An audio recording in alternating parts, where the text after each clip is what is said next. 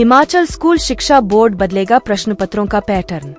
Himachal Pradesh school शिक्षा board धर्मशाला प्रश्नपत्रों का pattern बदलेगा। शैक्षणिक सत्र 2024 से 25 में एक ही प्रश्नपत्र में प्रश्नों को आगे पीछे रखा जाएगा। प्रश्नपत्र ए, बी और सी सीरीज में ही आएंगे। इससे पहले आने वाले ए, बी और सी सीरीज के प्रश्नपत्र अलग अलग होते थे।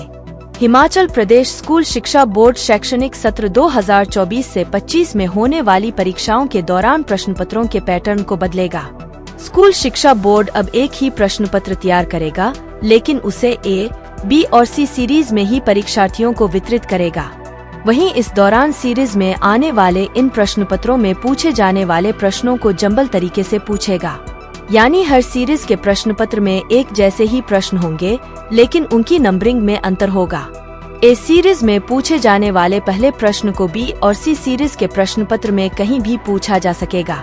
इससे परीक्षाओं के दौरान नकल को भी रोका जा सकेगा। बोर्ड सूत्रों का कहना है कि पहले ए, बी और सी सीरीज में प्रश्नपत्र परीक्षार्थियों को उपलब्ध करवाया जाता था। इस दौरान हर सीरीज के प्रश्नपत्र में अलग अलग प्रश्न पूछे जाते थे। इससे कई बार किसी सीरीज के परीक्षार्थी को बहुत ही कठिन प्रश्न पत्र मिल जाता था, तो किसी सीरीज के परीक्षार्थी को प्रश्न पत्र आसान लगता था। इससे कई छात्र मायूस होते थे। छात्रों की इसी मायूसी को दूर करने के लिए शिक्षा बोर्ड प्रबंधन अब एक ही प्रश्न पत्रों को अलग अलग सीरीज में जंबल तरीके से पूछेगा। सचिव स्कूल शिक्षा बोर्ड धर्मशाला डॉक्टर मेजर विशाल शर्मा ने कहा कि हिमाचल प्रदेश स्कूल शिक्षा बोर्ड शैक्षणिक सत्र 2024 से 25 में होने वाली परीक्षाओं के दौरान प्रश्नपत्रों के पैटर्न को बदलेगा। पहले ए, बी और सी सीरीज के प्रश्नपत्र परीक्षार्थियों को उपलब्ध करवाए जाते थे, जिसमें सभी सीरीज में अलग अलग प्रश्न होते थे। लेकिन इस सत्र के लिए योजना बनाई जा रही है कि प्रश्नपत्र तो एक ही होगा, लेकिन ए, बी और सी सीरीज में प्रश्नों को आगे पीछे करके रखा जाएगा।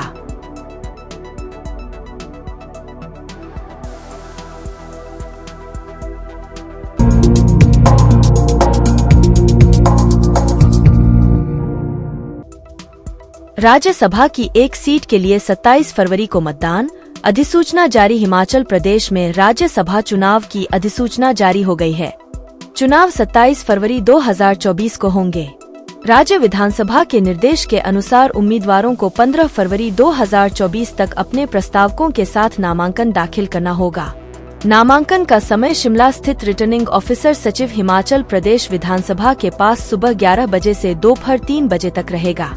अधिसूचना के अनुसार नामांकन पत्र रिटर्निंग ऑफिस के पास ही उपलब्ध होंगे। नामांकन पत्रों की जांच 16 फरवरी 2024 को होगी। नामांकन वापसी की आखिरी तारीख 20 फरवरी दोपहर 3 बजे तक रहेगी। 27 फरवरी को सुबह 9 बजे से शाम 4 बजे तक चुनाव होंगे। हिमाचल प्रदेश में 2 राज्यसभा सीटें हैं। इनमें से एक सीट पर चुनाव होगा। दूसरी सीट बीजेपी राष्ट्रीय अध्यक्ष जेपी नड्डा की है, जो अप्रैल 2024 में खाली होगी। देश भर के 15 राज्यों में 56 राज्यसभा सीटों के लिए चुनाव होने हैं। भारत निर्वाचन आयोग के सचिव सुमन कुमार दास की ओर से जारी अधिसूचना में हिमाचल प्रदेश के लिए सचिव हिमाचल प्रदेश विधानसभा यशपाल शर्मा रिटर्निंग अधिकारी और अवर सचिव विधानसभा जितेंद्र सिंह कंवर को सहायक रिटर्निंग अधिकारी का जिम्मा सौंपा गया है।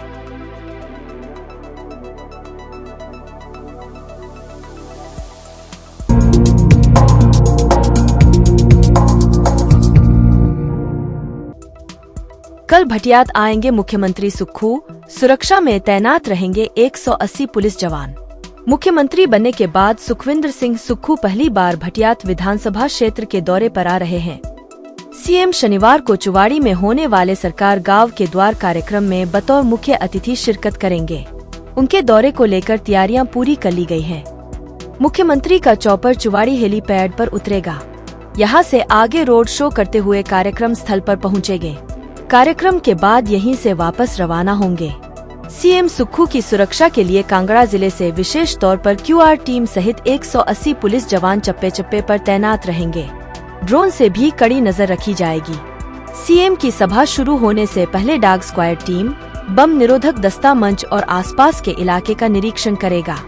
सीएम दौरे को लेकर प्रशासन ने ट्रैफिक प्लान तैयार किया है।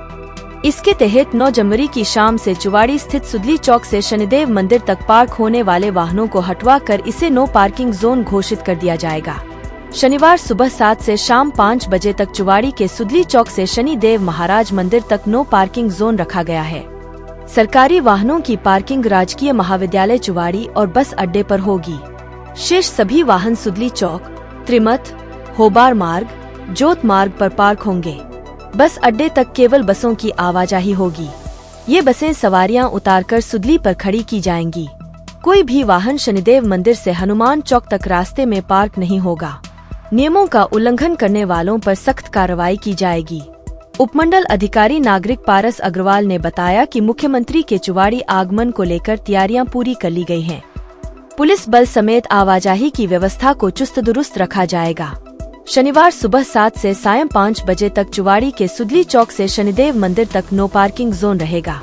पुलिस अधीक्षक चंबा अभिषेक यादव ने बताया कि मुख्यमंत्री के भटियात दौरे को लेकर विभाग की ओर से तैयारियां पूरी कर ली गई हैं। बताया कि 180 पुलिस जवानों समेत dog squad team, sniper shooter, bomb निरोधक दस्ता समेत ड्रोन से निगरानी की जाएगी।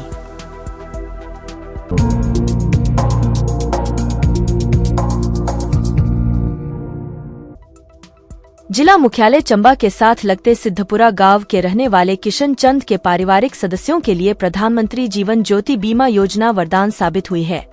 हिमाचल प्रदेश ग्रामीण बैंक की भद्रम शाखा के प्रबंधक मंजीत सिंह ने किशन चंद की मौत के बाद उनके पिता धर्मवीर को 2 लाख रुपए की क्लेम राशि का चेक सौंपा है। मंजीत सिंह ने बताया कि वर्ष 2021 में किशन चंद की अकस्मात मृत्यु हो गई थी। उनके परिवार के सदस्यों को भी इस बीमा से संबंधित कोई जानकारी नहीं थी। कुछ दिन पूर्व उनके गांव का एक व्यक्ति उनके पास आया और मृतक किशन चंद के खाते में पड़े 1000 रुपए उसके पिता को देने की बात कही। मंजीत ने बताया कि जब उन्होंने किशन के खाते की जांच की तो पाया कि उसने प्रधानमंत्री जीवन ज्योति योजना के अंतर्गत बीमा करवाया था। बैंक प्रबंधन की ओर से तुरंत बीमा की क्लेम राशि के दस्तावेज बनाकर उच्च कार्यालय में मंजूरी के लिए भेजे गए। बैंक प्रबंधन ने कागजी प्रक्रिया निपटाने के बाद शुक्रवार को उसके पिता को 2 लाख रुपए का चेक सौंप दिया है।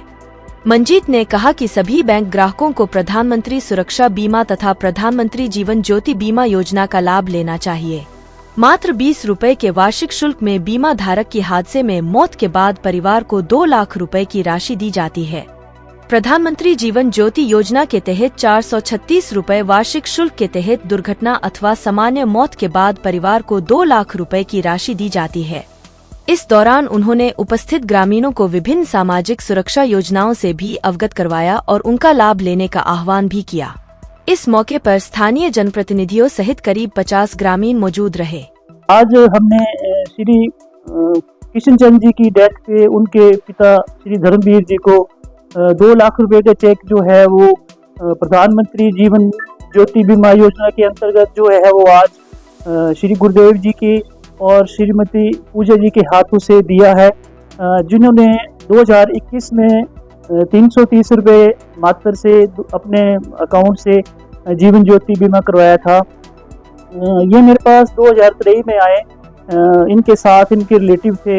इन्होंने जब मुझे बोला कि इनके बच्चे के खाते में 1000 रुपये पड़ा हुआ है सेविंग में और नॉमिनेशन जो है इनके फादर की हुई है, कृपया आप इनको 1000 रुपये दिला दें। तो मैंने जब पासबुक में देखा तो 2021 में इनका इंश्योरेंस जो था वो कवर था। तो मैंने अपने हेड ऑफिस मंडी में भी बात की। मैं अपने हेड ऑफिस मंडी में जो हमारे डील करते हैं मैं उनका भी धन्यवाद करता हूं। उन्होंने मुझे प्रॉपर गाइड किया और जो भी पेपर थे वो इनको प्रोवाइड करवा के और विद इन मंथ हमें 2 लाख रुपए का क्लेम जो है इनके अकाउंट में जो है वो प्राप्त हो गया, जो आज श्री धर्मवीर जी को हमने दिया है। तो मैं सभी लोगों से ये आग्रह करता हूँ कि आप प्रधानमंत्री जी की चलाई हुई योजनाओं का संपूर्ण लाभ उठाएं, ताकि ये घटना किसी के साथ भी घट सकती है। तो प्लीज़ आप इंश्योरेंस जो है सुरक्षा बीमा योजना, जीवन ज्योति बीमा योजना, अटल पेंशन योजना, सभी योजनाओं का भरपूर लाभ उठाएं।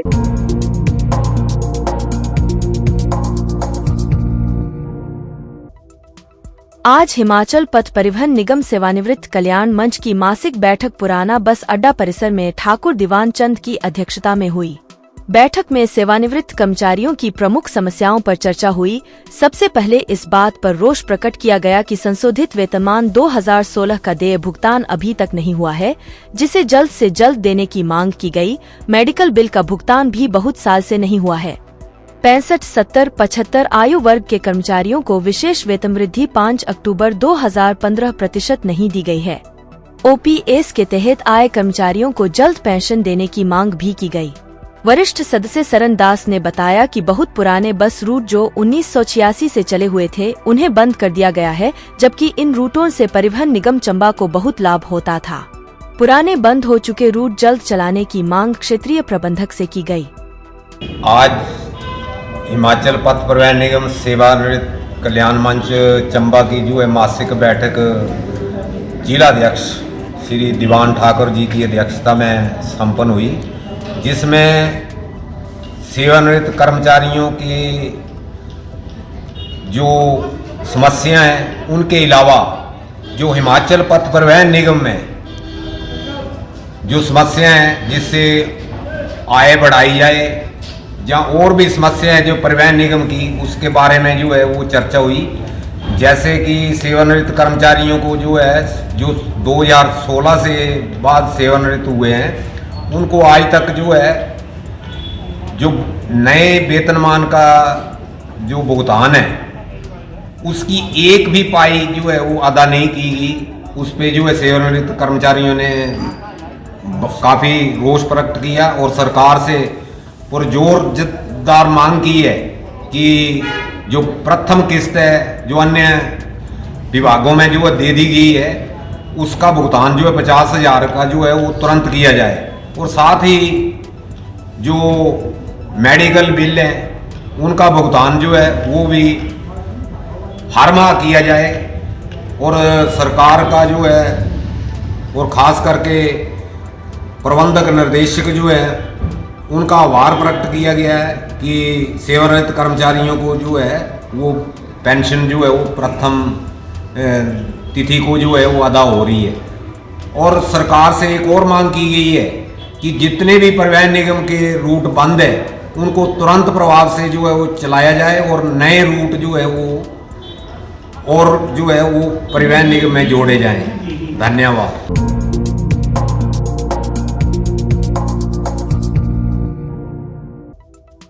जिला स्वास्थ्य समिति अनुबंधित कर्मचारी संघ चंबा अपनी मांगों को लेकर चुवाड़ी दौरे पर आ रहे मुख्यमंत्री सुखविंदर सिंह सुक्खू से मिलेगा। इस बारे जानकारी देते हुए जिला स्वास्थ्य समिति अनुबंधित कर्मचारी संघ के प्रधान नरेंद्र कुमार ने बताया कि इस दौरान मुख्यमंत्री के सम्मुख नियमित वेतनमान व अन्य मांगों को उठाया जाएगा। मैं नरेंद्र कुमार, अध्यक्ष जिला स्वास्थ्य समिति NHM अनुबंध कर्मचारी संघ, और मेरे साथ श्री रोहित जी, ये राज्य कार्यकारिणी के सदस्य हैं, श्री विशाल कोमरोय जी, ये हमारे जिला के उपाध्यक्ष हैं, और साथ में हमारे अनिल जी हैं, ये राज्य के उपाध्यक्ष हैं। आज हम इस बात के लिए इकट्ठा हुए हैं कि हमारे मुख्यमंत्री, माननीय मुख्यमंत्री श्री सुखविंदर सिंह सुक्खू जी चंबा के दौरे पर हैं, और कल भटियात में सरकार गांव के द्वार कार्यक्रम पर वो अपना बहुमूल्य समय जो वो देंगे और उन्हें जनता को अपना आशीर्वाद देंगे।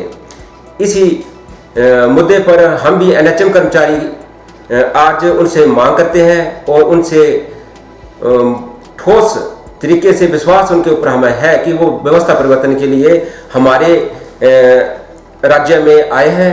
लोगों का विश्वास उनके ऊपर, भरपूर लोगों का विश्वास उनके ऊपर है, और वो लोगों की आशाओं के अनुरूप कार्य कर रहे हैं।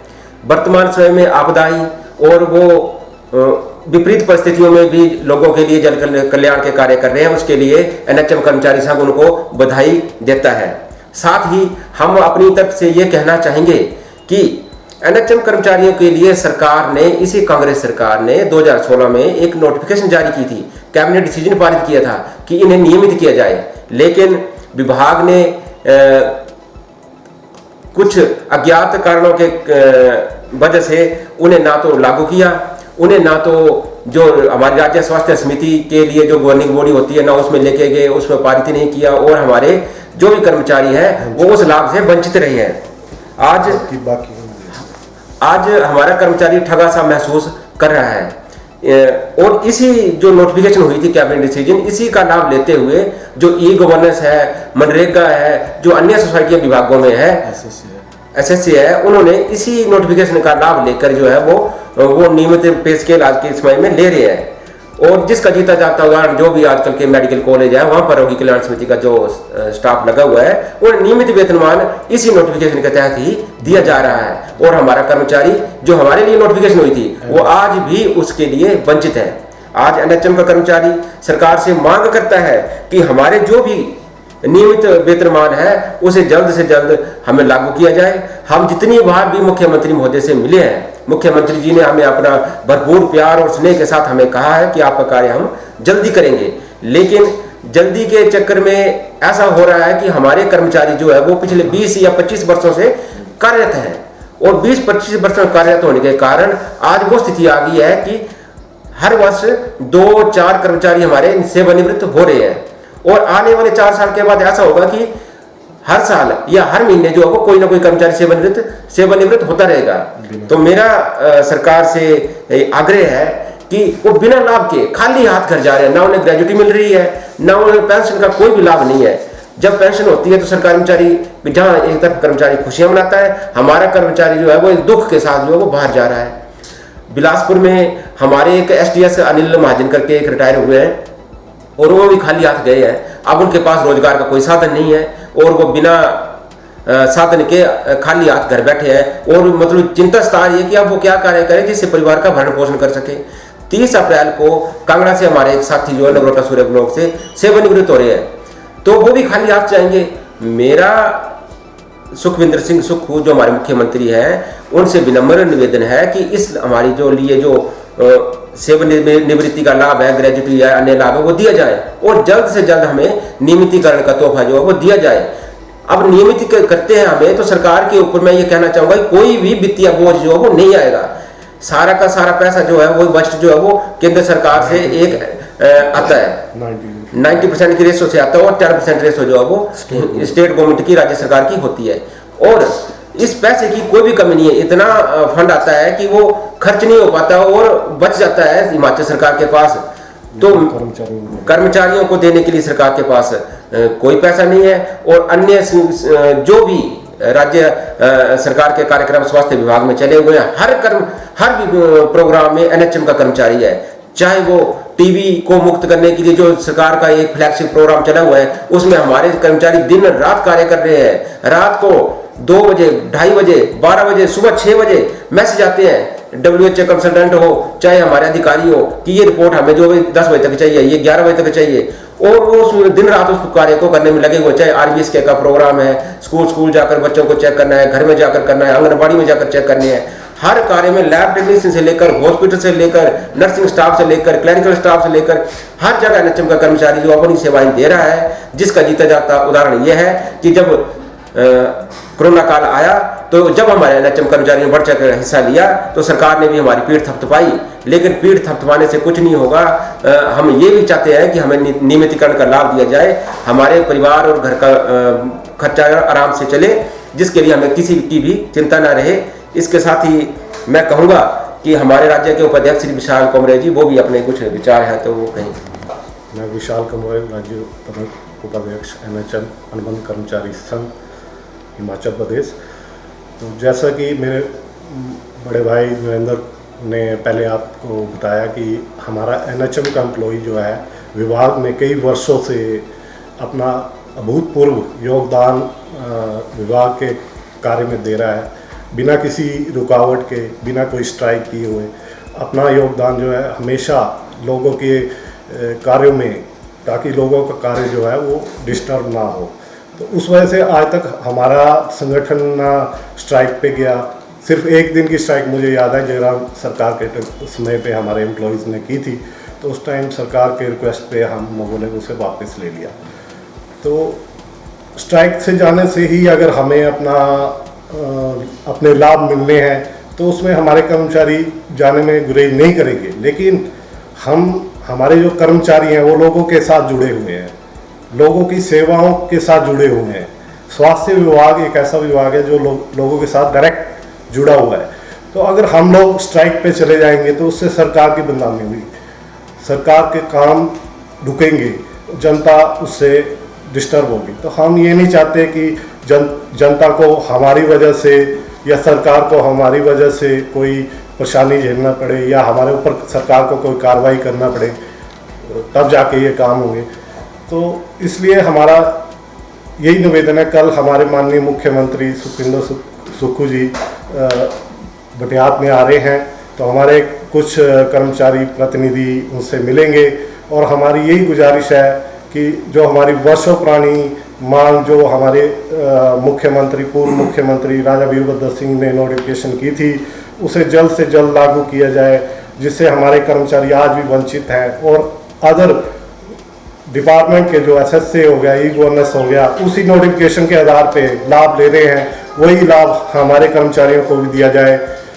उन लाभों को देने के लिए सरकार, राज्य सरकार के ऊपर मेरे हिसाब से बहुत ही कम बर्डन आएगा, क्योंकि 90% शेयर जो है सेंट्रल गवर्नमेंट से इसका बजट आता है और 10% जो है सेंट्रल गवर्नमेंट का है, जो हमारी सैलरी आती है वो सेंट्रल गवर्नमेंट की है। तो 90% जो है सेंट्रल गवर्नमेंट का है, 10% स्टेट गवर्नमेंट का है। तो उसमें इतना पैसा आता है कि खर्च ना होने के कारण कई बार वापस भी चला जाता है। लेकिन हमेशा सैलरी के समय या हमारी सैलरी बढ़ाने के समय उसमें बजट का अभाव या कुछ ऐसे हथकंडे हमारे विभाग या हमारे जो उच्च अधिकारी बैठे हुए हैं वो ऐसे हथकंडे डाल देते हैं जिससे आज तक हमारा कर्मचारी वंचित है। तो मेरा माननीय मुख्यमंत्री से यही अनुरोध है कि जिस प्रकार अन्य विभाग के कर्मचारियों को ये लाभ मिल रहे हैं, हमारे कर्मचारियों को भी इस बजट सत्र से पहले आप या बजट सत्र में एनएचएम कर्मचारियों के लिए ये सौगात दें, ताकि हमारे कर्मचारी अपना जीवन और अपने रिटायरमेंट का बाद का जीवन जो है अच्छे ढंग से जी सकें। मुझे पूर्ण विश्वास है कि हमारे माननीय मुख्यमंत्री श्री सुखविंदर सुक्खू जी जो व्यवस्था परिवर्तन का नारा लेके आए हैं, वो एनएचएम की व्यवस्था परिवर्तन करेंगे और जो हमारे जैसे कई और कर्मचारी हम सबकी व्यवस्था परिवर्तन करेंगे। जय हिंद, जय भारत।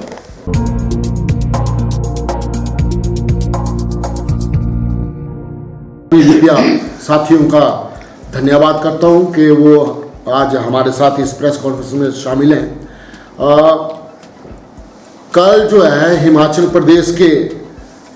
प्रदेश सरकार के डीनोटिफाइड सरकार के मुख्यमंत्री डीनोटिफाइड मुख्यमंत्री श्रीमान सुखविंदर सिंह सुक्खू जी जो है जिला चंबा का उनका दौरा है और कल वो भटियात में जो है आ रहे हैं और माननीय मुख्यमंत्री श्रीमान सुखविंदर सिंह सुक्खू जी जब से मुख्यमंत्री बने हैं तब से लेकर आज दिन तक इन 14 महीनों में माननीय मुख्यमंत्री जी ने इन 14 महीनों में जो है जिला चंबा और विशेषकर चंबा विधानसभा क्षेत्र के साथ जो है उन्होंने भेदभाव किया है, अन्याय किया है और उनकी ये रणनीति रही है कि चंबा को कैसे पिछड़ा जिला जो है रहने दिया जाए। इसका एग्जाम्पल सबसे पहले मैं आपको बताना चाहता हूँ कि जब सरकार बनी थी तो इस सरकार ने जो है हमारे चंबा विधानसभा क्षेत्र में मरेडी में जो आईपीएस डिवीजन था, साव में जो उप तहसील भाजपा ने खोली थी और बरोड़ी में और कैला में पीएससी सेंटर खोले थे वो और 10 और 15 के बीच में जो स्कूल थे हमारे डीनोटिफाइड किए थे और ये सरकार जो है इस सरकार ने 14 महीनों में 1400 संस्थान जो है डीनोटिफाइड किए हैं। ये भारत देश के और हिमाचल प्रदेश के पहले मुख्यमंत्री हैं जिन्होंने सरकार में आते ही 1400 संस्थान जो है डीनोटिफाइड किए हैं। ये पहली सरकार है कि जिसने 7000 आउटसोर्स कर्मचारियों को जो है नौकरी से निकाला है। ये पहली सरकार है। ये सरकार, ये जो सुखविंदर सिंह सुक्खू की जो सरकार है, हमारे यहाँ पर जो आईपीएस डिवीजन था आईपीएच का, कैला में जो और बरोड़ी में जो पीएससी सेंटर था, साव में जो उप तहसील खोली थी, उससे कम 30 40,000 लोगों को जो है सुविधाएं मिलनी थी। और इन सुखविंदर सिंह सुक्खू की सरकार ने आते ही हमारे दो परगने, जो परगना गुदियाल और परगना साहू के जो लोग हैं उनके साथ जो है अन्याय किया है। और आज उन 30-40 हजार लोगों को जो है असुविधाओं का सामना करना पड़ रहा है, और जिसके जिम्मेवार जो है ये माननीय मुख्यमंत्री सुखविंदर सिंह सुक्खू है। और साथ में जो है इन्होंने क्या किया कि आते ही जो है इन्होंने कहा कि हम जो है 1 साल में जो है 1 लाख नौकरियां देंगे और 5 साल में 5 लाख नौकरियां देंगे, और हमारी महिलाओं को जो है 1500 रुपये जो है वो महीना देंगे। तो मैं पूछना चाहता हूं कि सुखविंदर सिंह सुक्खू जी, आपने जिला चंबा में और चंबा विधानसभा क्षेत्र में कितने लोगों को जो है आपने रोजगार दिया है, और कितनी हमारी माताओं बहनों को जो है आपने 1500 रुपये दिए हैं? आप ये चीज बताएं। कल जब आप भटियात में होंगे, सिंधा में होंगे, तो इसकी जानकारी जो है आप वहां की चंबा की जनता को जो है आप जरूर बताएं। और मैं आपको एक और बात बताना चाहता हूं कि आपने 300 यूनिट की बात की थी, वो 300 यूनिट कहाँ है मुख्यमंत्री जी? वो 300 यूनिट बताएं, कब 300 यूनिट जो है हमारे हिमाचल के लोगों को मिलेगी फ्री यूनिट बिजली, जो आप उसका ढिंढोरा पीटते हैं। आपने जो वादा खिलाफी की है उसका भुगतान जो है आपको आगे 2024 में होने वाला है, पड़ने वाला है।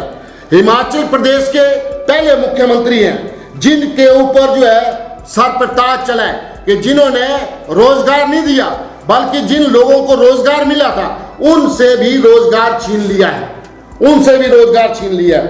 और 14 महीनों में आपने हिमाचल प्रदेश को जो है कर्ज में डुबो दिया है। 18,000 करोड़ रुपया जो है आपने अभी तक कर्ज लिया।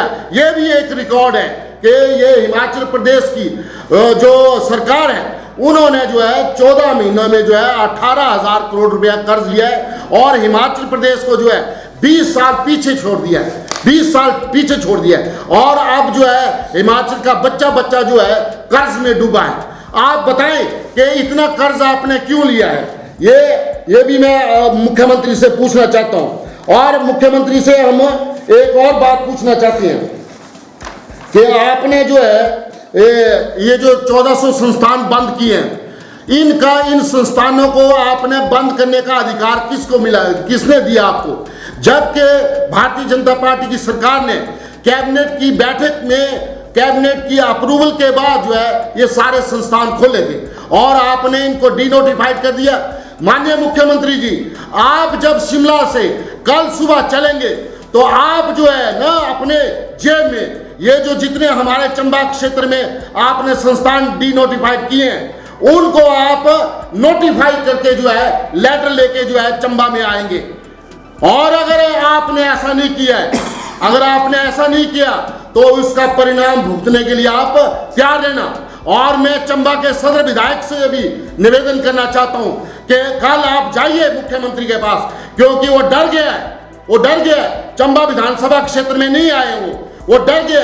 पिछली बार भी आए थे और उन्होंने क्या किया कि आए और चले गए, चंबा की जनता का उन्होंने सामना नहीं किया। तो मैं चंबा के सदर विधायक से निवेदन करता हूं कि आप जो है कल जो है मुख्यमंत्री के पास जाएं, और जितने हमारे संस्थान चंबा में डीनोटिफाइड हुए हैं उसको नोटिफाइड करवा के जो है लेटर लेके जो है चंबा में आए। नहीं तो मुख्यमंत्री जी 24 का जो वर्ष है आप भुगतने के लिए तैयार हो जाएं। आपका जो सुपड़ा जो है साफ कर देंगे जिला चंबा में, आपकी पार्टी का नामो निशान मिटा देंगे, और यहाँ पर कांग्रेस का वोट देने वाला कोई शख्स नहीं आएगा। आपने जिला चंबा के लोगों के साथ नाइंसाफी की है।